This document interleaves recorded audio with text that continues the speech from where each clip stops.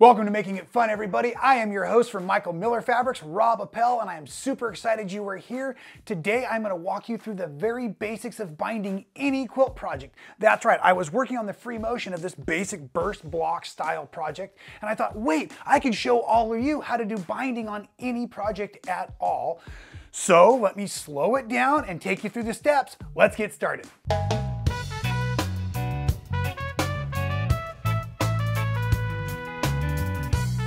Step one, what are you gonna need, right? Well, you need yourself a quilt that's all but finished. Make sure all of the free motion work is done, and don't look closely at mine, please. I don't look closely at yours, right? But all of the quilting is done all the way out to the edges on this project, because you want this extra backing, this extra batting to the edges until everything is completely finished. And now that it is, the first thing we're gonna do before we even bind the quilt is we're gonna square the quilt down.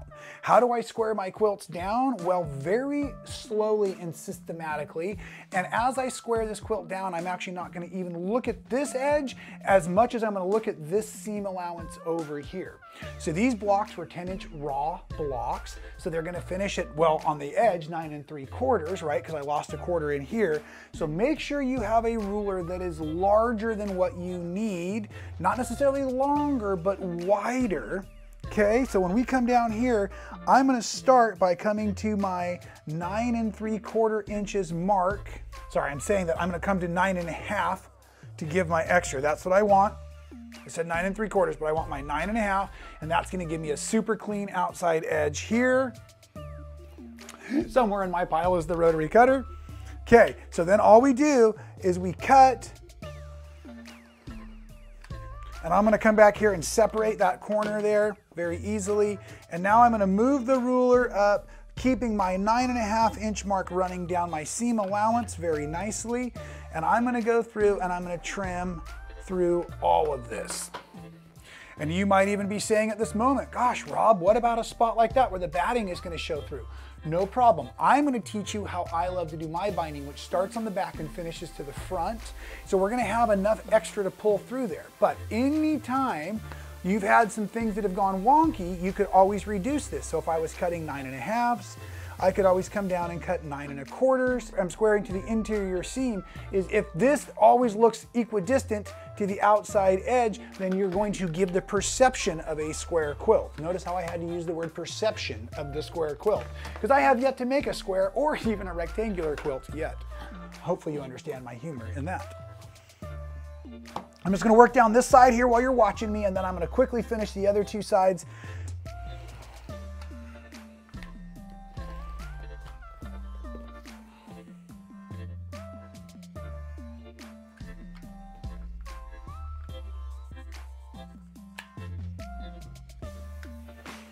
And all the way through. So, like I said, I will be back in a flash with this all the way trimmed out. With the quilt all trimmed down, we're ready for our calculations, and I chose to do the binding tutorial on this project because it's gonna make everything super simple, right? Because remember, your binding is the cherry on the top. Your binding is the secret sauce that pulls all of your colors together. So don't just randomly grab something out of your stash. Your binding should be very intentional. I've chosen the darkest of the grays. I love dark bindings. So I've chosen a color from my cotton couture here, I should say, to build this back together. So I know exactly what I'm going to use. I want to know when I get to my quilt shop that my quilt right now is technically, with seam allowances and everything, just under 57 inches. That's an awful number if you're doing calculations. So I'm going to round up to 60.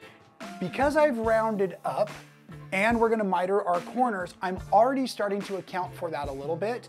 And not only do I say miter my corners, miter the corners on the quilt top, yes, but also I'm gonna miter my binding together too, start to finish. So I always wanna round up when given the opportunity, especially at that last calculation, which is how many strips of binding do we need. So at this moment, let's just assume we have 60-inch square. So 60 and 60 is 120. That's two sides, double that, I'm at 240. Great. Now, when I go to calculate my yardage, the next trick is I'm gonna round down to 40 inches. One, because it's an easier number to work with, and two, because most fabric is about 43 to 44 inches anymore. I'm gonna stitch these together while the selvages are on. They're not gonna be part of the project, but that helps me with my calculations. So, boop, boop, boop, you've already figured it out. Yeah, 6 is the answer to this equation. Now, I prefer to cut my binding at 2.5 inches wide.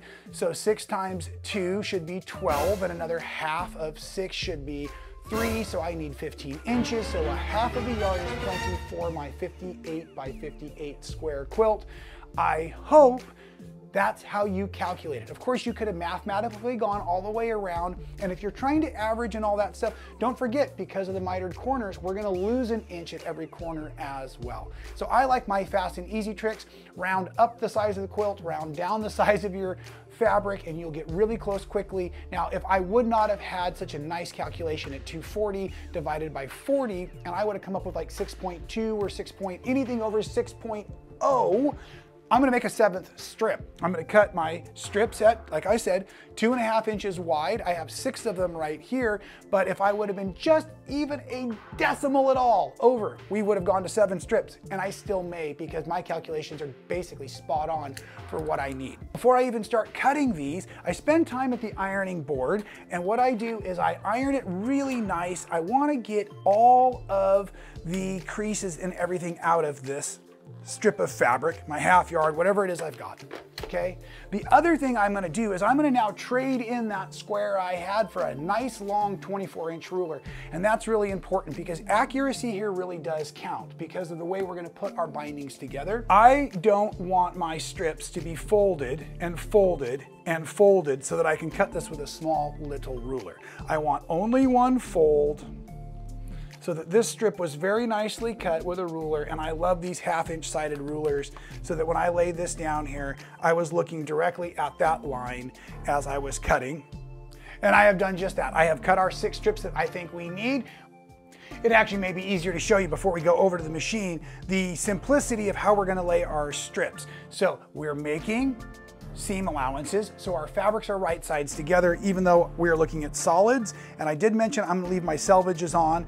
What we're gonna do is we're gonna go ahead and lay these strips basically right on top of each other, and we're gonna sew an imaginary line across at the 45. So what I actually like to do is I like to cheat these just a little bit past the selvage because I'm gonna trim it off later, and that way I can see this line that goes across here as I come over to the sewing machine. So I'm gonna do a little stitching across here, and I'm just sewing, looking for that corner down there on the other side, get my threads to run right through there, little thread cutter action.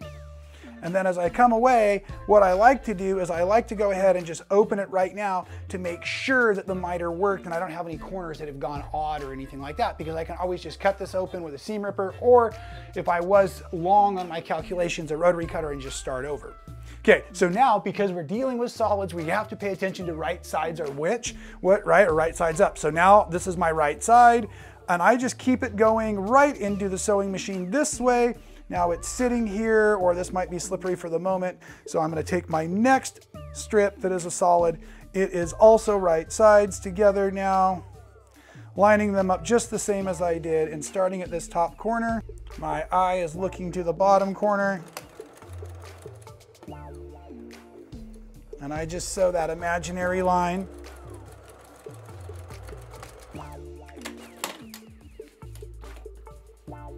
And I check each one as I come off, because then that also allows me to go to my right sides concept, to the next one over.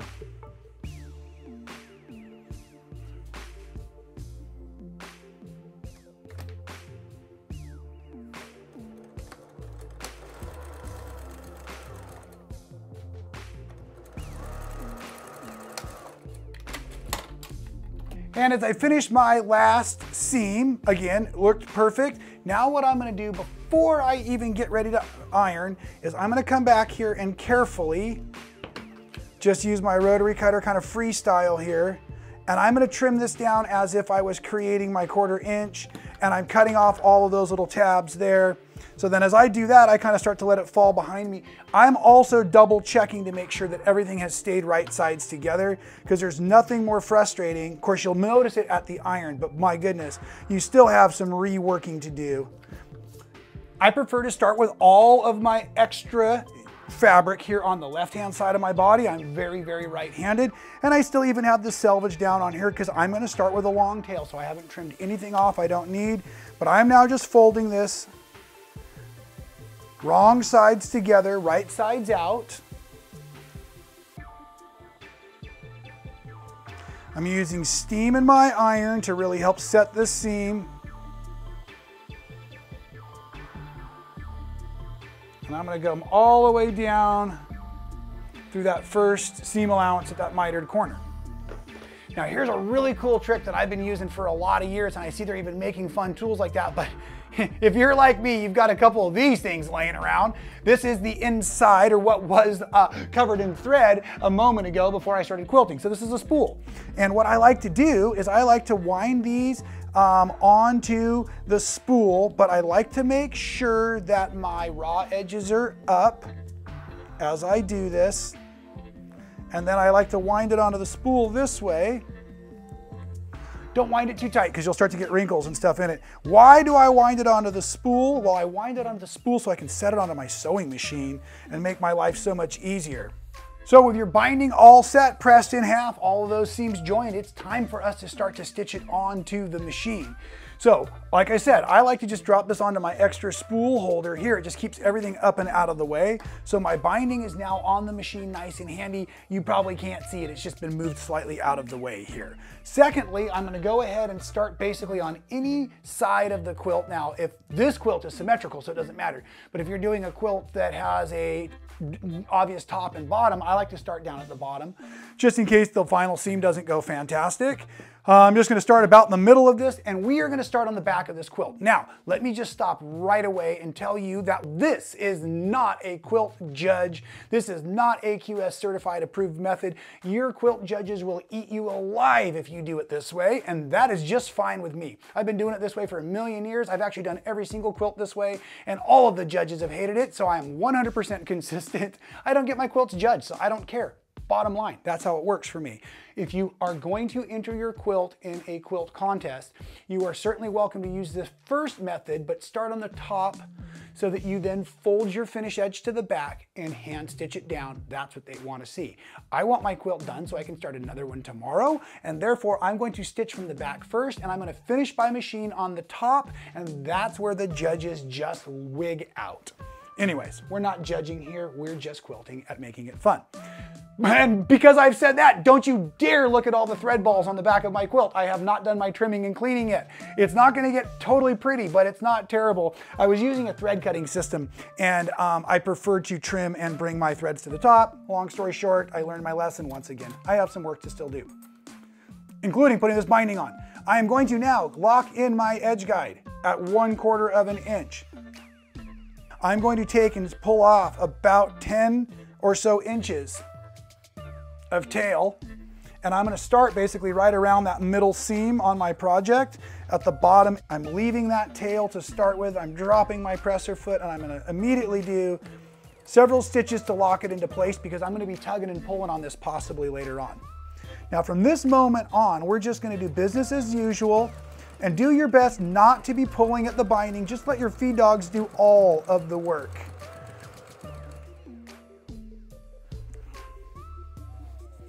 I'm going to get you to a corner and show you how to set up for the miter, and it's coming here in just a second.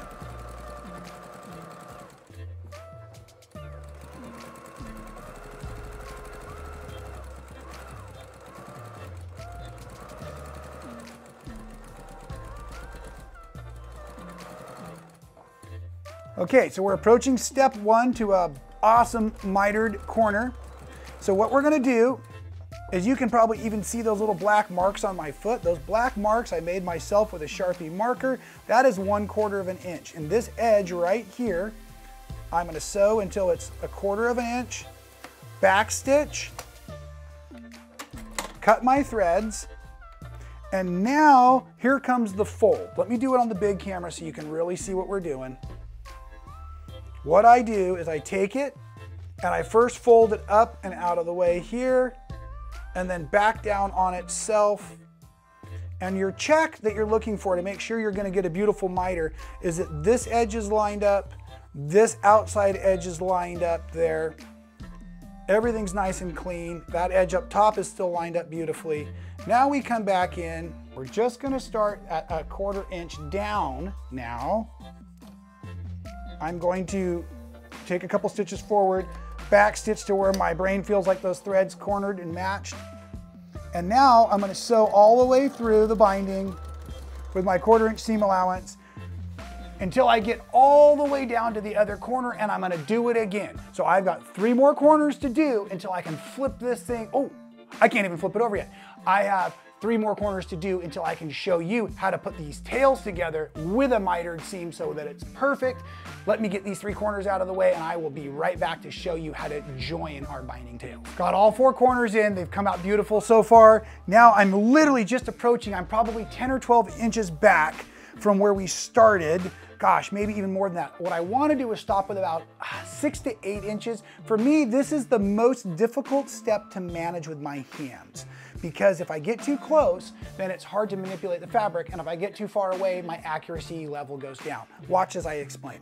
What I'm going to do is I'm going to sew down here, and just based on the nature of my quilt blocks, I can tell I'm at 10 inches out. So I'm probably 8 inches out, which is plenty. Now what I'm gonna do is I'm gonna go ahead and backstitch to secure. And we're gonna go ahead and pull out the quilt. You're still not looking at all my threads. Let's discuss calculations first, please, if I may. The answer is I had plenty. That calculation by rounding the quilt up and the fabric down has certainly helped. What I want to do now is I'm going to use the width of my strip that I made when it was raw, 2.5 inches, and I'm going to cut that same number, 2.5 inches distance past each other. Let me explain with a pair of scissors and a ruler in my hand.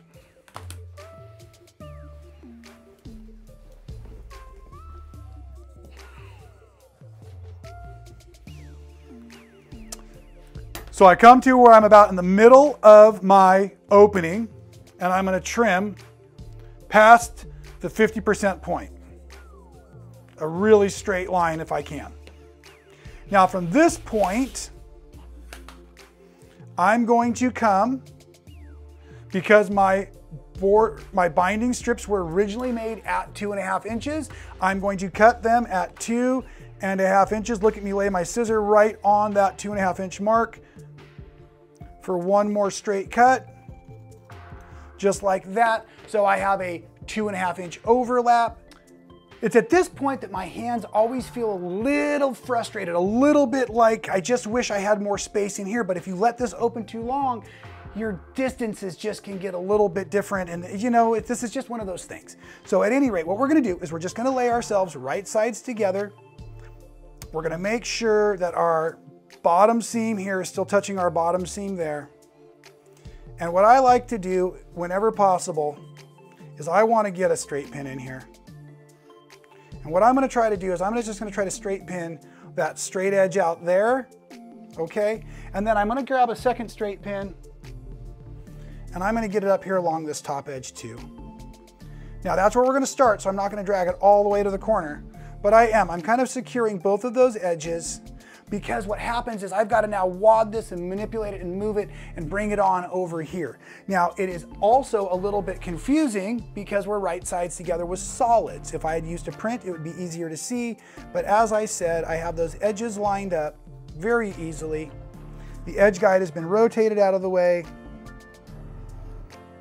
and I'm just going to come in here, start up at that top corner again, back stitch to secure. I'm going to actually push that head of that pin down even further. Back stitch. And at this point, we're going to definitely want to come back in. We're going to pull these pins out real quick, and we're going to make sure that it's worked. And I will tell you, there's many a times I've done this and I didn't do it the right way. So you open it up and you're like, yes, it works perfect. That's great. We're just going to jump in here with our scissors to trim out that extra. Take a second and reset your seam at that top edge really nice, because we're going to want that edge nice on the other side. First, we're just gonna go ahead and put this 1/4 inch seam guide right back on and finish the first round of putting the binding into place onto the back of the quilt. Go back, I don't know, 1/2 inch or so, back stitch, so you can see I'm sewing over the threads I already had put in place. Coming through here nicely. And back stitching on the other side. And at this point, it's going to be super simple. I'm basically just going to go ahead and flip the project over, start up about 10 or 12 inches up above it, fold your edge over, and then as I come back in here now to the machine, I'm going to loosen my edge guide and I'm going to manipulate it so I can set a really cool seam. It'll be roughly 1/2 inch. That's why I wasn't worried about that batting earlier. So now what I'm literally doing is I'm looking at this seam in the middle of that presser foot. I'm going to drop the presser foot to hold myself in position. And then I'm going to park my edge guide so that now I've calibrated a distance and I'm just going to keep that distance. I'm going to take a couple stitches to lock it in. And right now we're basically what we call top stitching. So I'm just letting the binding fold over the edge very nicely.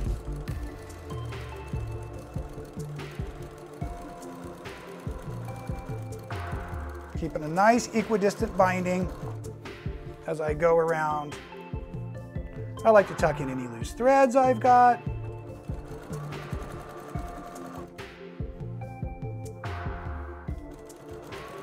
And you can see there was one of those mitered seams, which makes it so nice. I actually think that was the one we just created. And then the other fabric is just laying in so smooth and clean as we go. But I still need to talk us through one of these corners. And you will have all of the information you needed for today's project.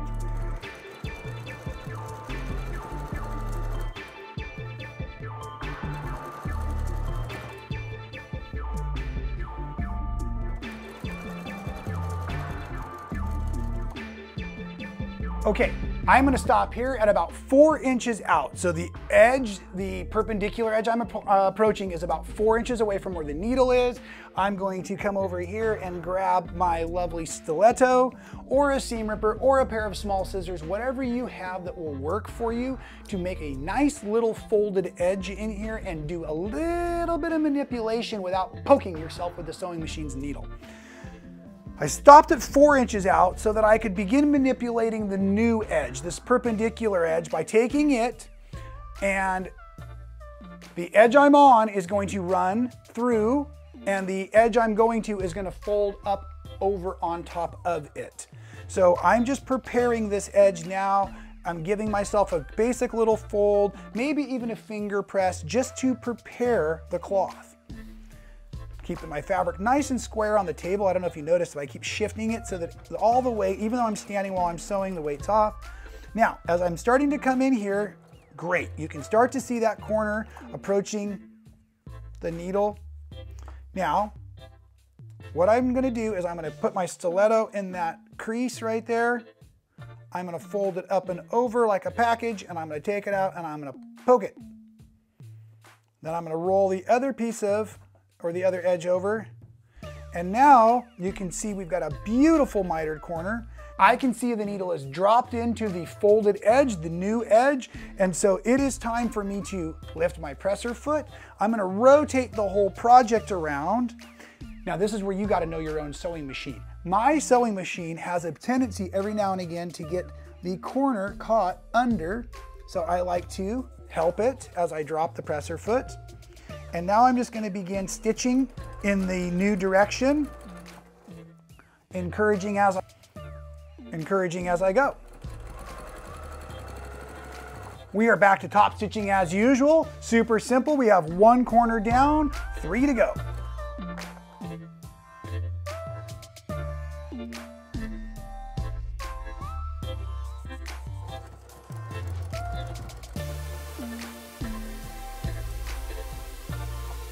And as I drop that presser foot on this 4th corner, I always get that wonderful sense of accomplishment. We still need to be careful and take our time. Keep your presser foot from getting snagged up, of course.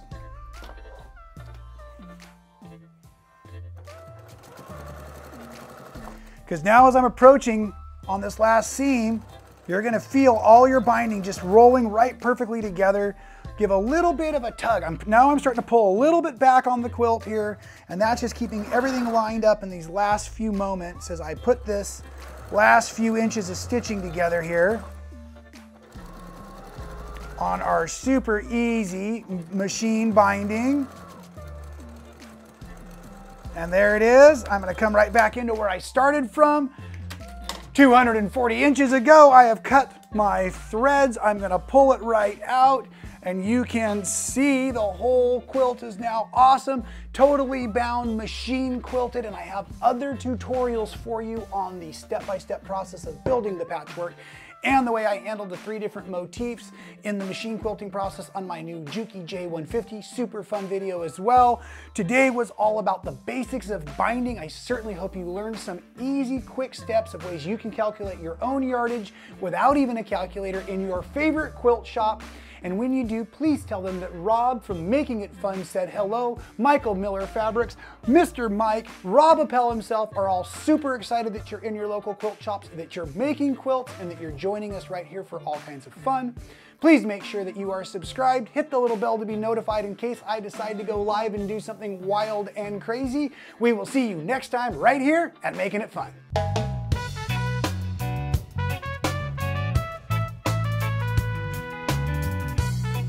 I'm glad to see you're still there. Hey, if you insist on spending all day on YouTube, great with me. Please check out a few of my other videos. I think they're fantastic. Hit that subscribe button, hit the bell to be notified. We'll see you next time for another helping of fun.